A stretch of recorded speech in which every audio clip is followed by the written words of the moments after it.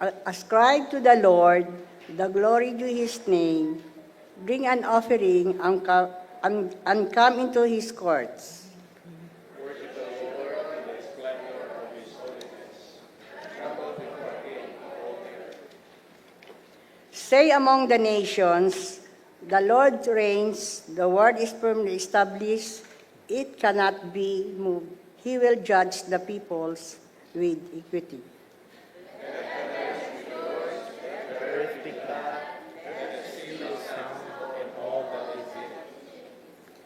Let the fields be jubilant, and everything in them.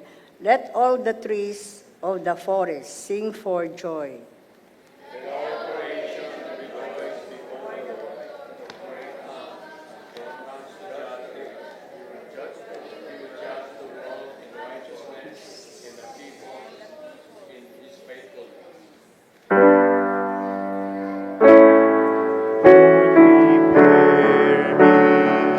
To be a sanctuary, pure and holy, tried and true, with thanksgiving, I'll be a living sanctuary for you.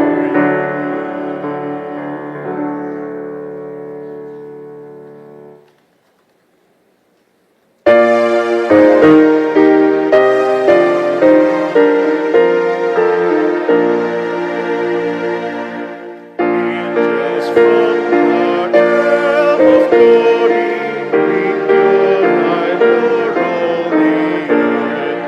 He who sang creation's story, now proclaim Messiah's birth. Come and worship Christ the newborn King. Shepherds in the field abiding, watching o'er the flocks by night. God with us is now residing, yonder shines the infant light. Come and worship Christ the newborn King. Sages, leave your contemplations, brighter visions beam afar. Seek the great desire of nations, ye have seen his natal star. Come and worship Christ the newborn King. Saints before the altar bending, watching long in hope and fear. Suddenly the Lord descending, in his temple shall appear. Come and worship Christ the newborn King.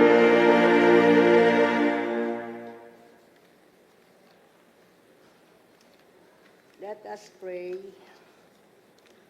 Our Almighty God, the source of all the truth, we praise and glorify your name in our third night of Simbang Gabi.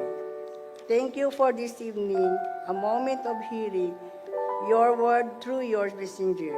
Give her the power and authority to speak boldly. Open our hearts and mind as we listen. Help us to understand and apply it on our lives. Bless each one of us, Father. May me feel and experience the presence of the Holy Spirit.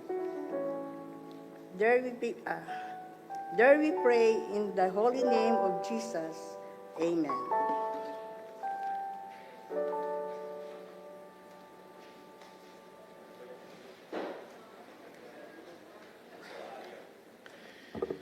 Well, magandang gabi. It's a beautiful evening again, and we're now on our third night, ang ating simbang gabi.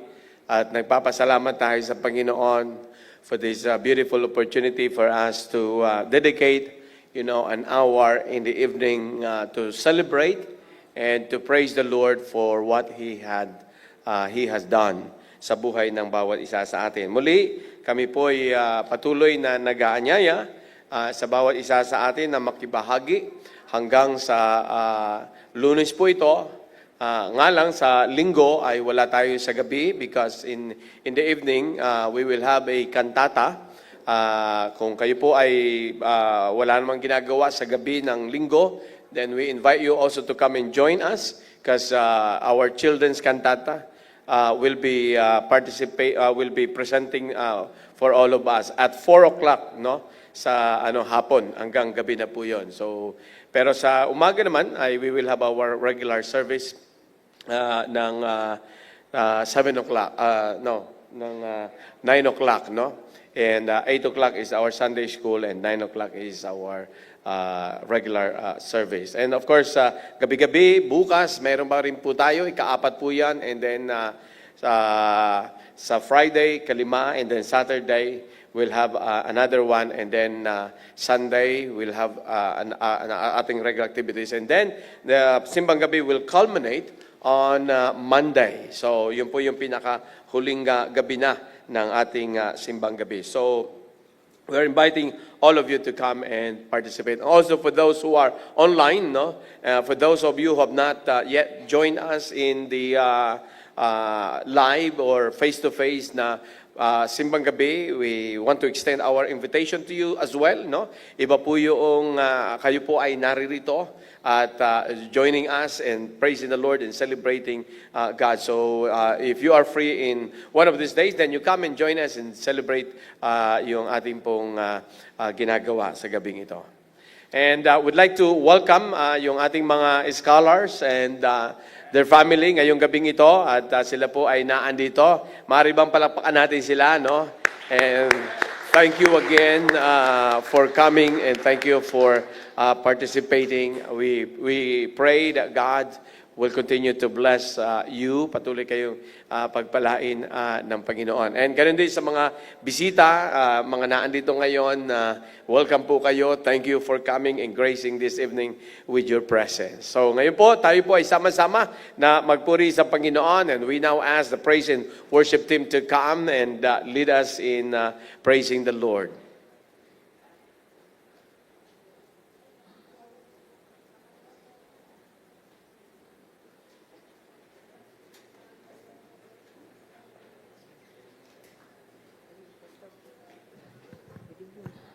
Magandang gabi po sa ating lahat. Magandang gabi po ulit. Yan. Inaanyayaan po namin kayo na tumayo at makipagkamayan sa ating mga katabi. Yan. Pwede po tayong umikot sa ating loob ng simbahan.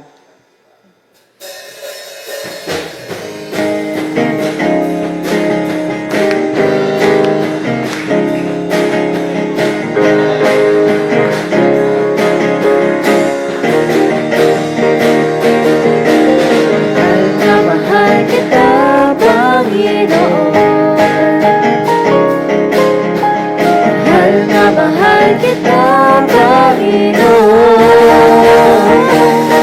Kailan ba'y di kita ipagpapalit, pagkat sa piling mo'y langit. Mahal na mahal kita, Panginoon. Mahal na mahal kita, Panginoon. Mahal na mahal kita, Panginoon.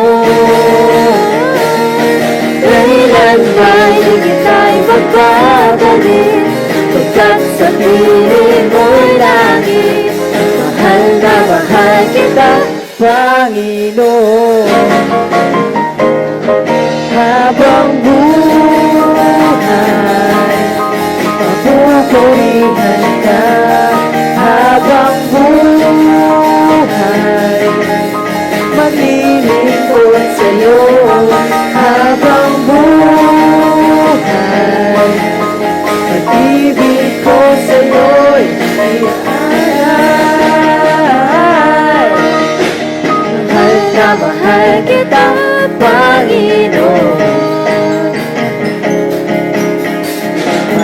mahal kita, Panginoon. Kailan ba'y di kita ipagbabalin, pagkat sa piling mo'y lagi. Mahal na mahal kita, mahal na mahal kita, mahal na mahal kita, Panginoon.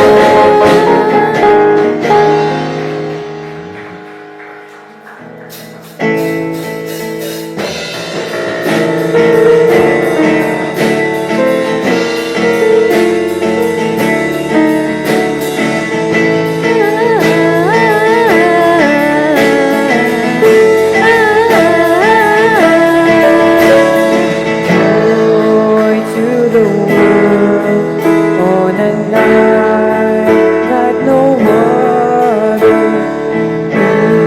needed your will.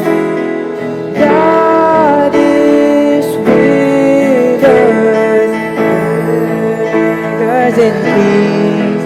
Let us come and adore Him. Rest in His peace and bow before Him.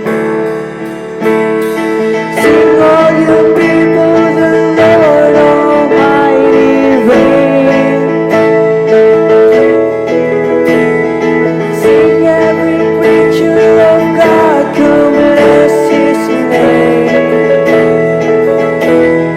For He is good, for He is good. He was born to conquer the grave. Light of the world, the reason for Christmas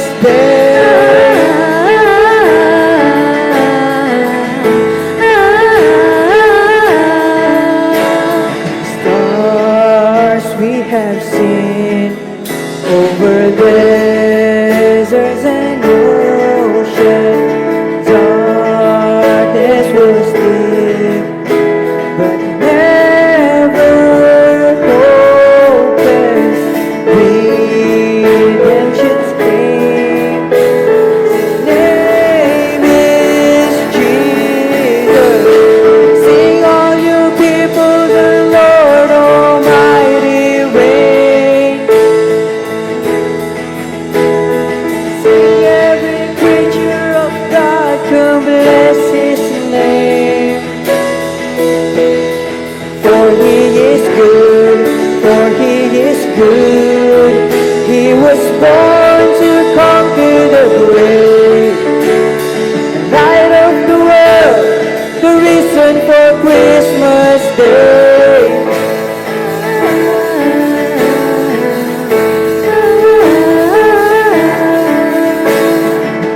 From the mountain we will shout it out, for the Lord our God Almighty reign. He is with us, He is with us now, for the Lord our God Almighty reign. From the mountain we will shout it out, for the Lord our God Almighty reign. He is with us, He is with us now, for the Lord our God Almighty reign. Sing all you people, the Lord Almighty reign. Sing every creature of God, come bless His name. For He is good, for He is good. He was born to conquer the grave.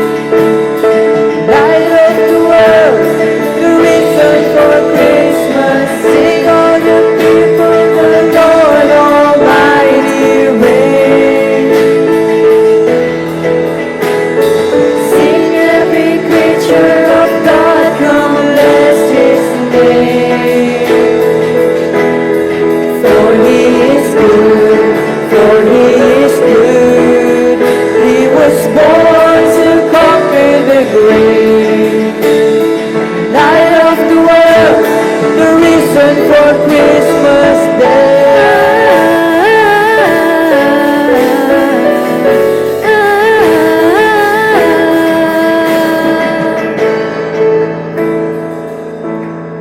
For this next song, I want you to thank God for His goodness.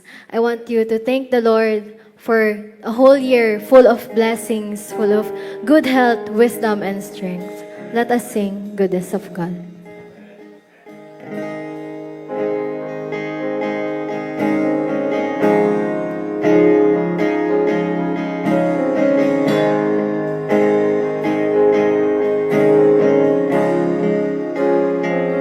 I love you, Lord.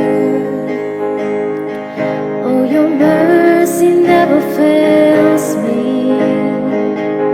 All my days I've been held in your hands.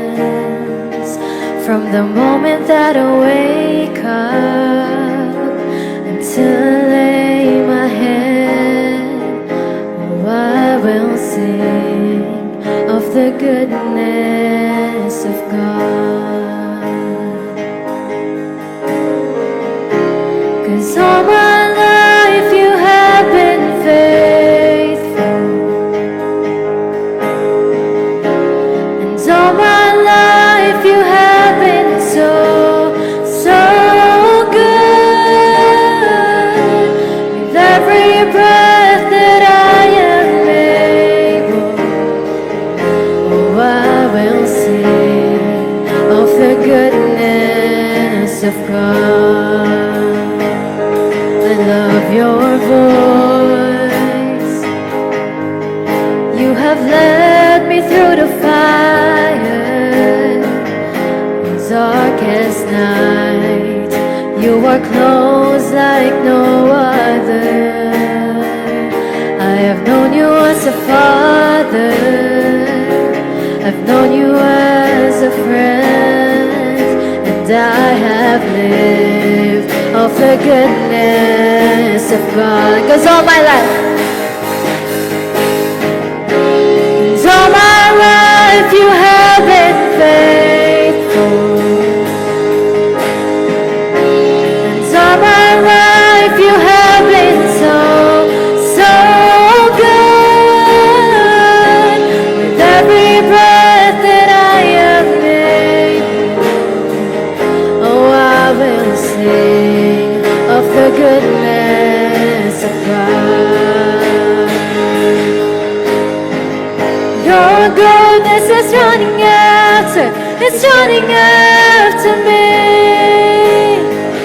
Your goodness is running after, it's running after me. With my life laid down, I'm surrendered now. I give you everything. 'Cause your goodness is running after, it's running after me. Let's sing it. 'Cause all my life you have been faithful, and all my life you have been so, so good. With every breath that I am able, oh, I will sing of the goodness of God. Oh, I will sing of the goodness of God. Oh, I will sing of the goodness of God. Palakpakan po natin ating Panginoon.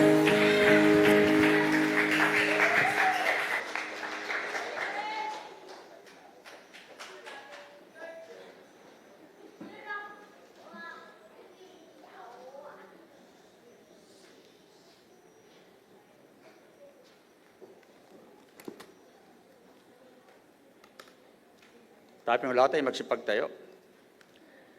Pagbasa mula sa Ebanghelyo ni San Mateo, Kabanata 1, mga talatang 18 hanggang 25. Ganito ang pagkapanganak kay Jesucristo. Si Maria na kanyang ina at si Jose ay nakatakda ng pakasal. Ngunit bago sila nakasal, si Maria ay natagpo ang nagdadalang tao. Ito'y sa pamamagitan ng Espiritu Santo. Isang taong matuwid itong si Jose na kanyang magiging asawa. Ngunit ayaw niyang mapahiya si Maria, kaya ipinasya niyang hiwalayan ito ng lihim. Samantalang iniisip ni Jose ito, napakita sa kanya sa panaginip ang isang anghel ng Panginoon. Sabi nito sa kanya, Jose, anak ni David, huwag kang matakot na tuluyang pakasalan si Maria, sapagkat siya'y naglihi sa pamamagitan ng Espiritu Santo. Manganganak siya ng isang lalaki at ito'y papangalanan mong Jesus, sapagkat siya ang magliligtas sa kanyang bayan sa kanilang mga kasalanan. Nangyari ang lahat ng ito upang matupad ang sinabi ng Panginoon sa pamamagitan ng propeta, maglilihi ang isang dalaga at manganganak ng isang lalaki at tatawagin itong Emmanuel, na ang kahulugan, kasama natin ang Diyos. Purihin ang salita ng Panginoon. Ito ang mabuting balita.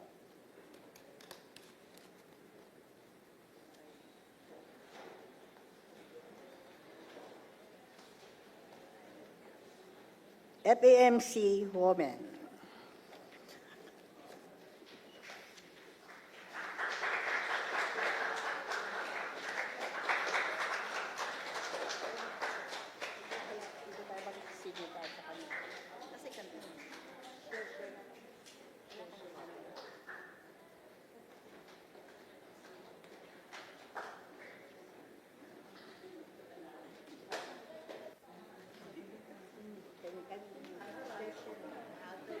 O ba't nasa likod na kayo lahat? Dito tayo sa dito ka. Wala kaming kopya. Dapat lang yung tabi. Huwag masyado. Pwede mo mic. Tatandaan yung mga kumakain.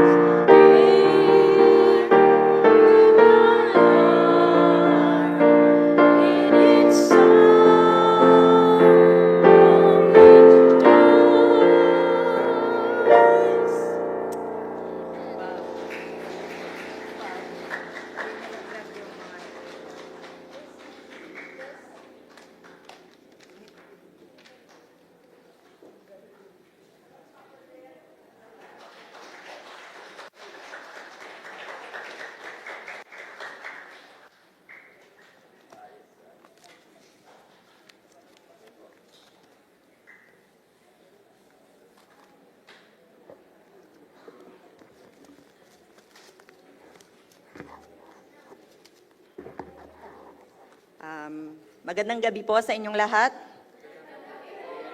Wow. Ang ating pong pagninilayan ngayong gabi ay ang Voice of Obedience. Sa nalalapit na Pasko, isang napakagandang pagkakataon para tayo ay magmuni-muni, hindi lamang sa kahalagahan ng pagsilang ni Jesus, kundi pati sa mga tauhan na naging bahagi ng kwento ng kaligtasan. Madalas nating marinig ang tungkol kay Maria, na siyang napili ng Diyos upang maging ina ng tagapagligtas.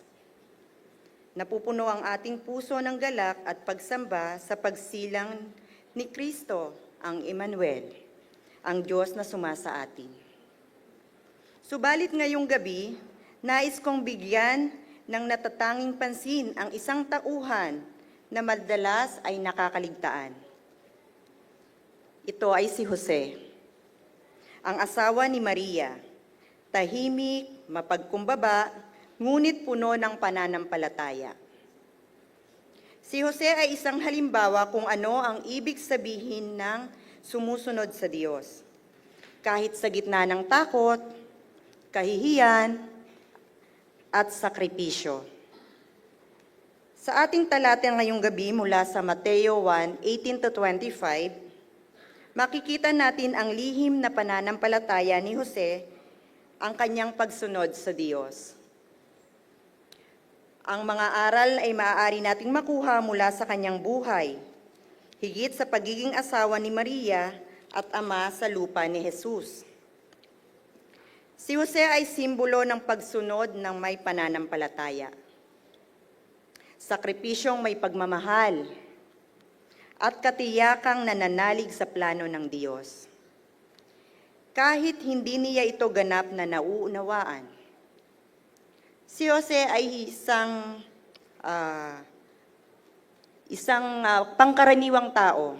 Hindi siya hari, hindi rin siya isang propeta. Siya ay isang ordinaryong tao, isang karpintero, na maaaring isa tayo na tawagin ng Panginoon, hindi man natin akalain. Sino ba nga naman ang mag-aakala na makikita nyo ako dito sa inyong harapan na nagpapahayag sa mensahe ng Panginoon para sa inyo? Ako ay nagtatago sa likod ng Panginoon, nawa ay kanyang mensahe ang inyong mapakinggan at dalin sa inyong pag-uwi. In Matthew 1:18-25, we find the story of Joseph. He faced an extraordinary challenge, a divine plan that seemed impossible and incomprehensible. Ngunit sa kabila ng lahat ng ito, pinili niyang sumunod. Ang ating pagninilay ngayong gabi, hanapin natin ang mas malalim na kahulugan ng buhay at paano ito maaaring magsilbing inspirasyon sa ating sariling pananampalataya. Una, kahalagahan ng pagiging matuwid. Ngunit si Jose sa kanyang kasawa na isang taong matuwid ay ayaw niyang hiyain si Maria in Matthew 1:19. Si Jose ay tinawag na isang matuwid na tao. Bilang isang Hudyo, mahalaga para sa kanya ang batas ng Diyos. Ngunit nang malaman niyang nagdadalang tao si Maria, siya ay nalagay sa napakahirap na sitwasyon. Sa kabila ng kanyang karapatan na hiwalayan si Maria, ayon sa batas, pinili niyang gumawa ng hakbang na may habag, ang tahimik na hiwalayan si Maria. Sa panahon po kasi ni Maria at ni Jose, kapag ang isang babae ay nalaman ng mga tao na nagdadalang tao at siya ay nakipagkasundo na sa isang lalaki, ito po ay mabigat na kasalanan. Ang kaparusahan po dito ay kamatayan. Babatuhin po siya ng bato hanggang sa ikamatay niya. Ganoon po kabigat yung kinakaharap ni Maria na ayaw malaman ni Jose kung ano ang meron siya. Ang pagiging matuwid ay hindi lamang tungkol sa pagsunod sa tao. Ito ay tungkol sa pagpapakita ng pagmamahal at kahabagan. Pinakita ni Jose ang totoong katwiran ay hindi nananakit, kundi nagtataguyod ng buhay. Kapag naharap tayo sa mga desisyong mahirap at puno ng tensyon, hinahayaan ba nating mangibabaw ang awa at pag-ibig? Actually po, kaya ako nandito sa inyong harapan is because tinanggap ko po yung sinasabi na tumayo ka, magpahayag ka, kahit sa isip ko hindi ko kaya, kahit na wala pa akong ganong kaalaman, kahit na hindi pa lubusan ang aking pangunawa. Pero ang ipinagdarasal ko sa Panginoon ay ilagay niya ako sa kanyang likuran. At lahat ng sasabihin ko ay galing sa kanya. Tulad ni Jose, handa ba tayong gumawa ng tama kahit mahirap ito? Ang kasagutan sa mga tanong na ito ay ikaw at ang Diyos lamang ang nakababatid. Ikalawa, pagtitiwala sa plano ng Diyos. Ngunit samantalang iniisip niya ang bagay na ito, isang anghel ng Panginoon ang nagpakita sa kanya sa kanyang panaginip. In Matthew 1:20. Habang iniisip ni Jose kung ano ang gagawin, nagpadala ang Diyos ng isang anghel.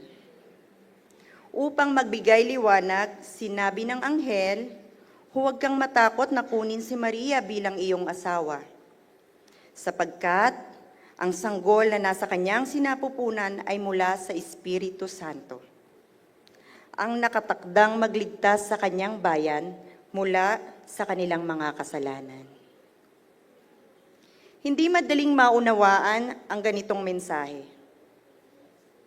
Para kay Jose, ito ay nangangahulugan ng pagtanggap ng kahihiyan, pag-ako ng responsibilidad sa isang plano ng Diyos, na higit pa sa kanyang naiintindihan. Ngunit sa kabila ng takot, siya ay sumunod. Sa halip na magtanong, pinili niyang magtiwala. Ang kanyang pananampalataya ang nagbigay ng tiwala sa Diyos. Hindi malinaw ang lahat ng detalye, hindi malinaw ang direksyon. Ngunit tulad ni Jose, tinanggap niya ang utos ng Panginoon at nagtiwala siya. Sometimes God's plans don't make sense to us, but they are always good. Tiwala lang. Tulad ni Jose, kapag tinawag tayo ng Diyos na gumawa ng mahirap na hakbang, nagtitiwala ba tayo sa kanyang plano?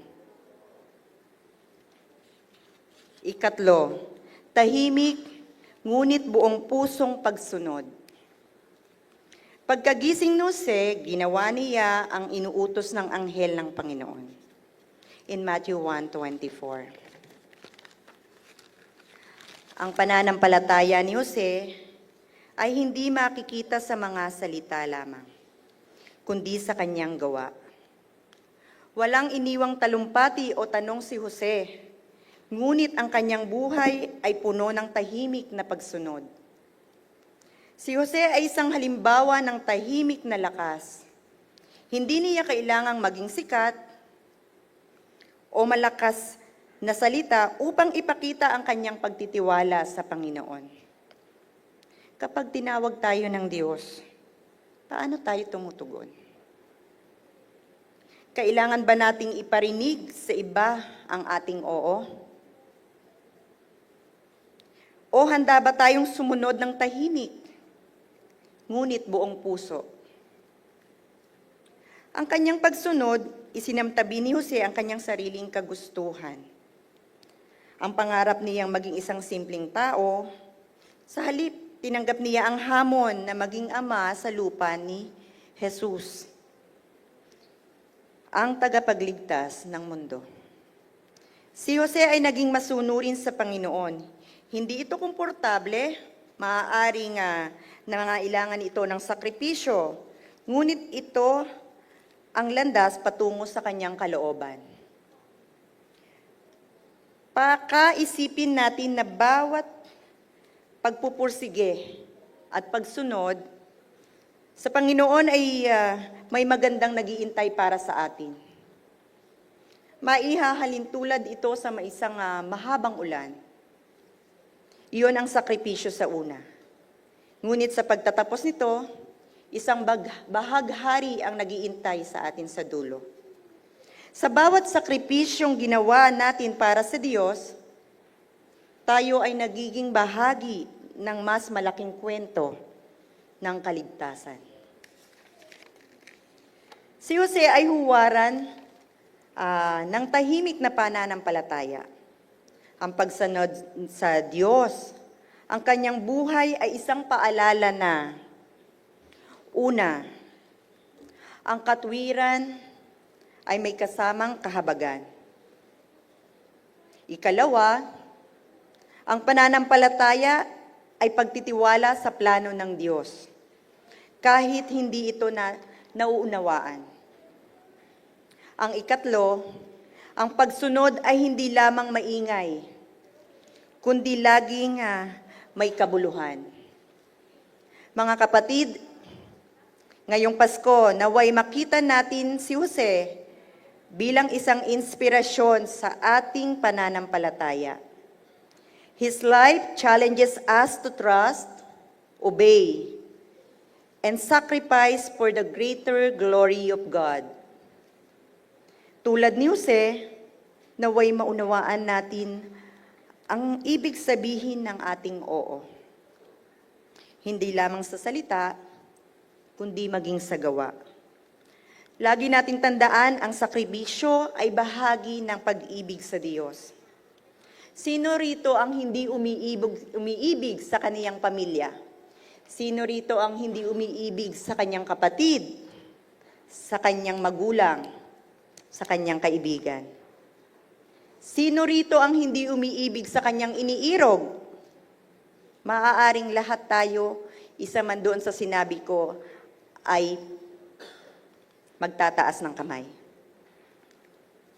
Ang bawat pag-ibig natin ay kinakailangan ng sakripisyo. Sa anumang relasyong meron tayo, ang pagmamahal ay ipinapahayag natin. Ang sakripisyo sapagkat ang pagmamahal, tulad ni Katniel, ay hindi na pala si Katniel, no? Si Alden na. Katden, tama ba? Pagmamahal, pagsasakripisyo sa Panginoon. Tayo po'y manalangin. Aming Diyos, salamat sa halimbawa ni Jose. Tulungan mo kaming maging matuwid, mahabagin, at handang sumunod sa iyo, kahit sa gitna ng takot at sakripisyo. Gawin mo kaming masunurin sa iyong plano. Tulungan mo kaming maging matapat na lingkod mo. In the name of the Father, and of the Son, and of the Holy Spirit. Amen.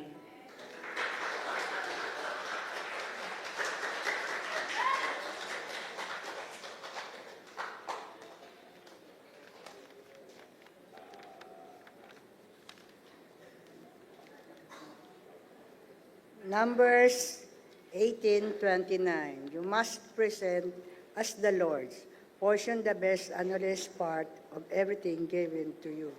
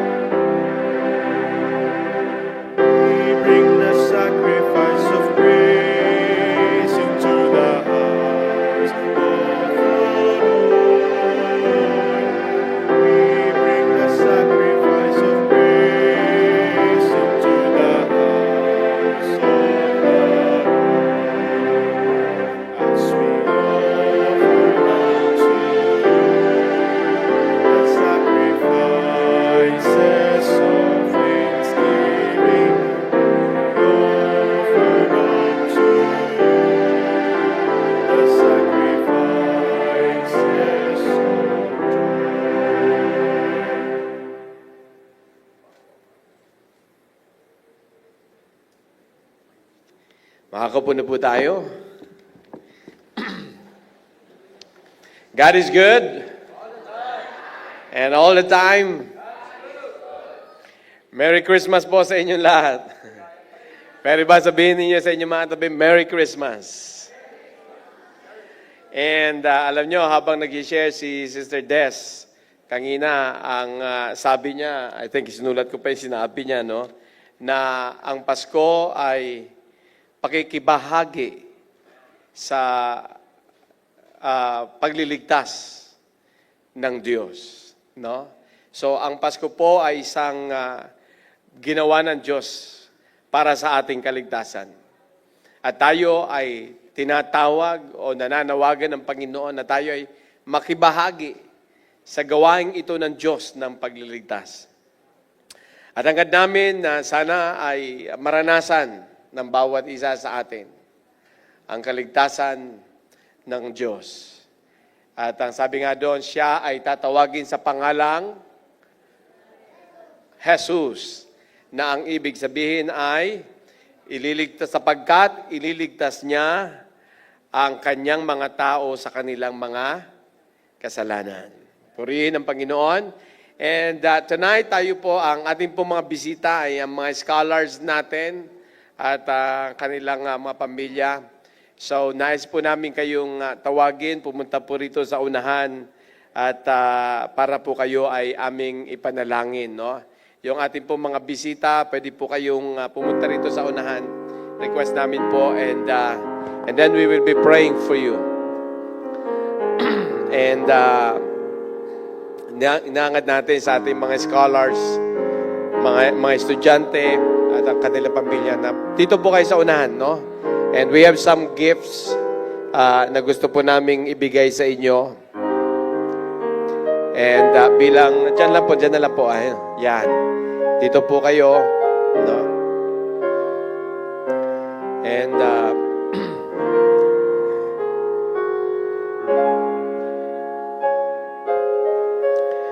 marami sa inyo ay mga high school pa, no? May high school pa ba dito? Sino mga high school dito? Ayan. High school. May college ba rito? Meron bang college? O, yung ano. And then, of course, yung mga magulang, no? And, alam nyo, hindi lamang namin hangad na kayo ay makasama ngayon, kundi gusto namin ipanalangin ang inyong tawag dito, pag-aaral. Mahalaga ang inyong pag-aaral. At ang aming pong iglesia ay handang manalangin sa inyo. We will be praying for you. And I know it's not easy. And we're committed to coming alongside, lalo na sa inyo ng mga estudyante. You know, today, you may be receiving gifts from us. Maaaring tumatanggap kayo ngayon ng mga kaloob mula sa atin. Pero ang hangad namin ay dumating yung araw, lalo na yung mga estudyante natin, na sana kayo na rin pagdating ng araw ang magbigay sa mga nangangailangan. And that's our prayer. That God will bless each one of you. Pagpalain kayo ng Panginoon. Hindi lang kayo makatapos ng pag-aaral sa high school, but even sa college. At hindi lang makapagtapos ng kurso na inyong tinatahak, kundi sana ay maabot pa ninyo ang pinaka-rurok ng edukasyon. At sana dumating yung araw na hindi lamang kayo namamasukan, kundi kayo na ang mga nasa mataas na posisyon. Yan ang panalangin namin sa inyo. And that's why we are here and we want to come alongside you, mga kabataan. Gusto namin kayong tulungan. And I hope that you will also help yourself. Coming to church every Sunday is very important in the molding of your lives, mga kabataan. And I want you to come every Sunday. Be faithful. You know, I came to know Christ and I came to participate in the church at the age of 14. I was 14 years old when my mother began praying for me. Sila nag-a-attend ng church, ako hindi. Iba ang pinupuntahan ko. But at the age of 14, I gave my life to the Lord. And from then on, I followed Christ in my life. My life was changed. Your coming to the church every Sunday will change your life, mga kabataan. If you don't come on Sunday, your life will also be changed. The other way around. But I want you, mga kabataan, hayaan ninyo maging bahagi ng inyong buhay ang Panginoon. Kung hindi ang Panginoon ang magiging kapartner ninyo sa inyong buhay, iba ang magiging kapartner ninyo. Mga magnanakaw na gusto kayong sirain, gusto kayong patayin, at gustong wasakin ang buhay ng bawat isa sa inyo. And I thank God that I came to know God at the age of 14 and began attending the church because the Lord protected me.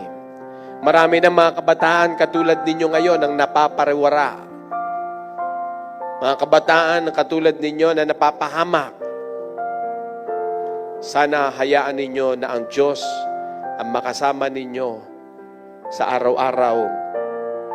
At hayaan ninyo sa linggo-linggo, pumunta kayo, sabihin nyo, Panginoon, I want you to be my partner in my studies and in my life. Kayo din po mga magulang. Hayaan ninyo na ang inyong mga anak ay masuportahan ninyo. Mahalaga ba sa inyo ang pag-aaral ng inyong mga anak? Yes. Pero dapat mahalaga rin na dalhin nyo sila sa bahay-sambahan ng Panginoon. Ipanalangin nyo sila araw-araw, linggo-linggo. Tuwing nang tayo narito, pag oras ng pananalangin natin, pumunta kayo sa unahan. Ipanalangin ninyo ang inyong mga anak. Be faithful in prayer, mga magulang. Let me tell you a story of the mother of John Wesley, si Susanna Wesley. Susanna Wesley had 18 children. 18 children. And every day, she prayed for each of them. Every day, every night. Pinapanalangin niya ang bawat isa sa kanila. As if she only had one child. That's how she was committed to praying for her children. Mga magulang, nasa inyong pananalangin, nakasalalay ang kinabukasan ng mga batang ito. Be faithful in your prayer. Ask the Lord to bless your children.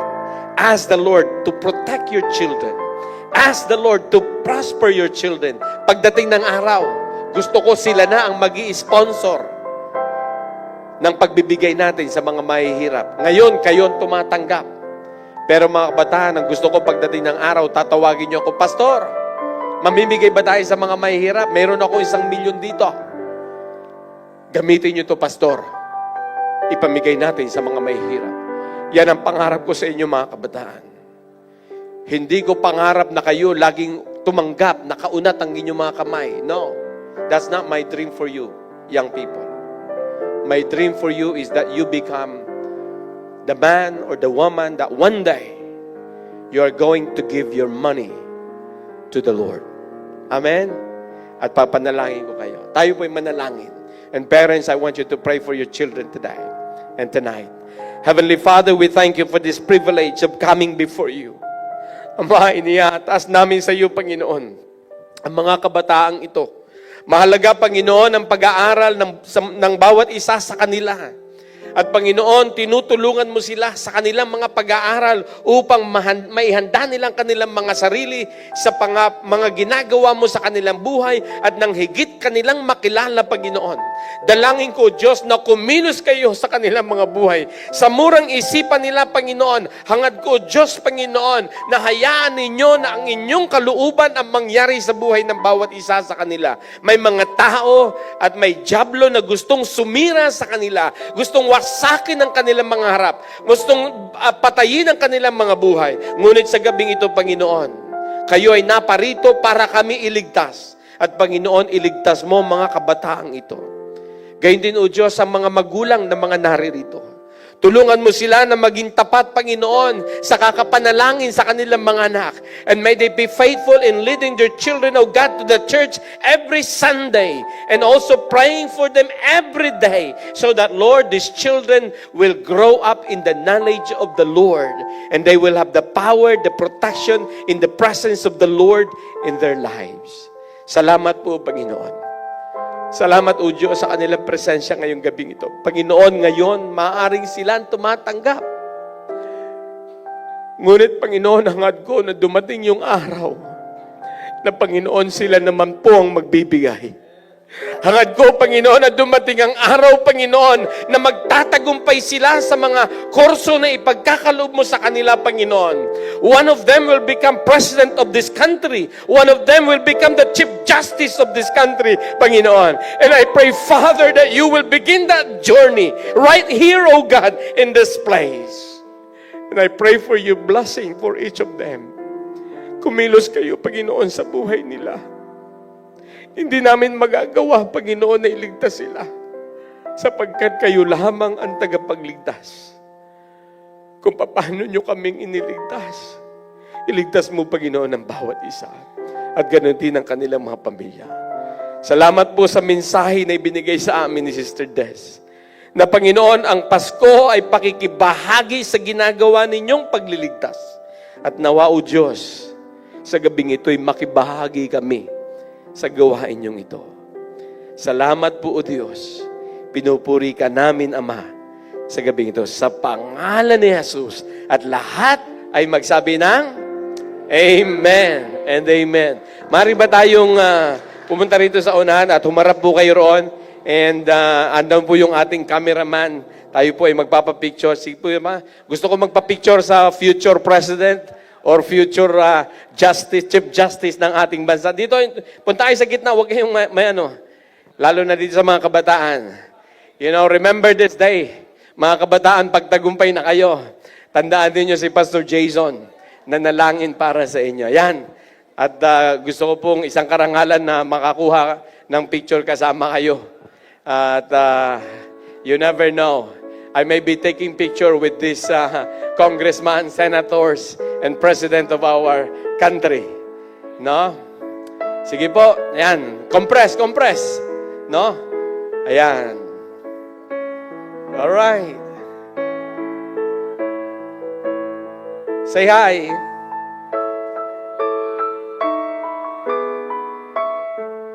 Isang video. Tapos sabay sigaw, Merry Christmas.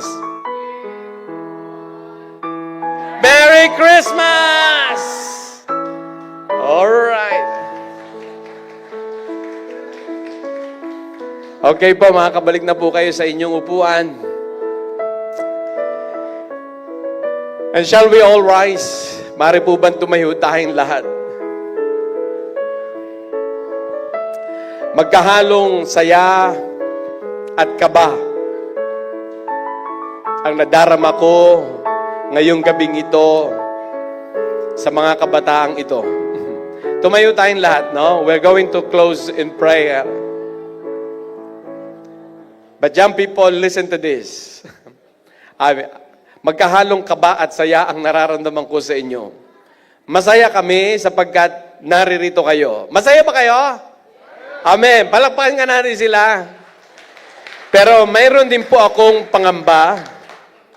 Sana po hindi mangyari, no? Sapagkat nais namin na maging malapit kayo sa Diyos.